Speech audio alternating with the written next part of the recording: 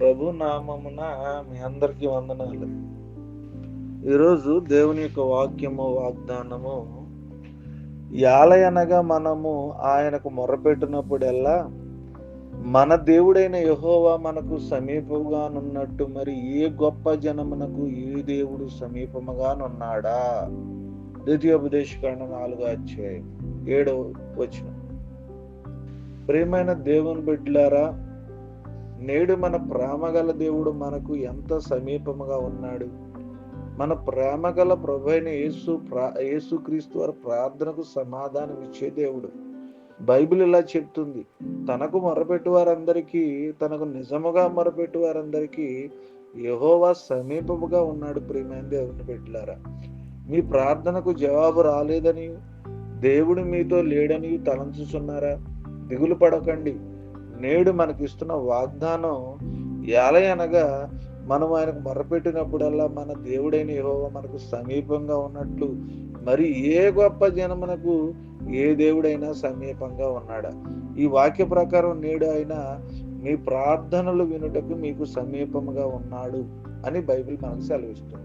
ప్రియులారా, నేడు ఈ సందేశంను మనం వినుచున్నప్పుడు, ప్రార్థించుటకు ప్రారంభించినప్పుడు మన పరలోకపు తండ్రి మీ పక్కనే మరియు మీకు సమీపంగానే ఉన్నాడు. ఆయన మీ నుండి ప్రార్థన విన్నపాలు వినడానికి ఇష్టపడుచున్నాడు.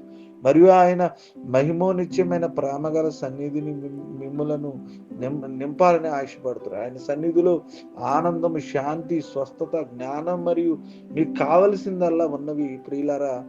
ప్రియమైన వారులారా, ఆయన మీకు సమీపంగా ఉన్నాడు.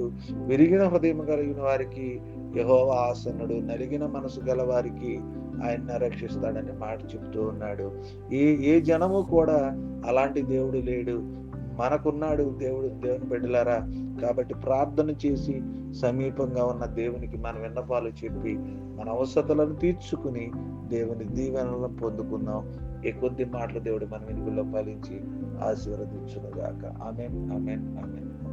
మహోన్నతమైన దైవమా, మీకు వందనాలు. మహాపరిశుద్ధుడా, మీకు స్తోత్రాలు.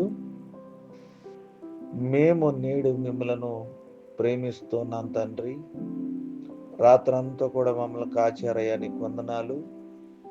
మరొక శ్రేష్టమైన దినాన్ని మీరు మాకు ఇచ్చారు, మీ స్తోత్రాలు. అయినా మా మొరలను వినడానికి మీరెప్పుడు మాతో ఉన్నారని మాకు తెలుసు తండ్రి. మీ సన్నిధిని వెతకడానికి మాకు సహాయము వేకునే దయచేసినందుకు మీకు స్తోత్రాలు ప్రభువా.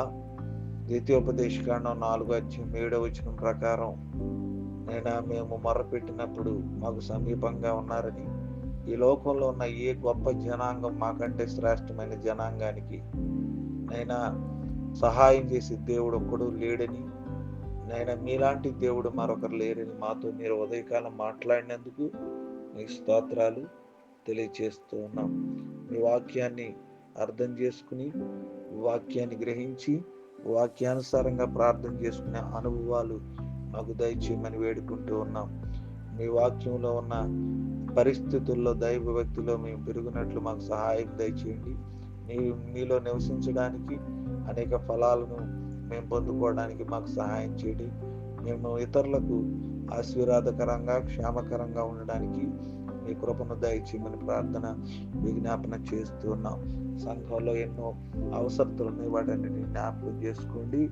ఈరోజు వివాహ దినం జరుపుకుంటున్న మా బిడ్డల్ని, నైనా జన్మదినాలు జరుపుకుంటున్న బిడ్డల్ని, పనుల నిమిత్తమే ప్రయాణం అవుతున్నటువంటి బిడ్డలను మరి జ్ఞాపకం చేసుకోండి. ఉద్యోగాల్లో ఉన్న సమస్యలు, ఆరోగ్యాల్లో ఉన్నటువంటి సమస్యలు, ఆర్థికమైన విషయాల్లో ఉన్నటువంటి సమస్యలు, ఏదనకు పనిపాటల్లో మీరే తోడుగుండి మా పాదములకు రాయి తగలకుండా మమ్మల్ని, మా కుటుంబాలని నడిపించమని ఈ ప్రార్థన యేసు నామమున అడుగుచున్నాము తండ్రి. Amen, amen, amen.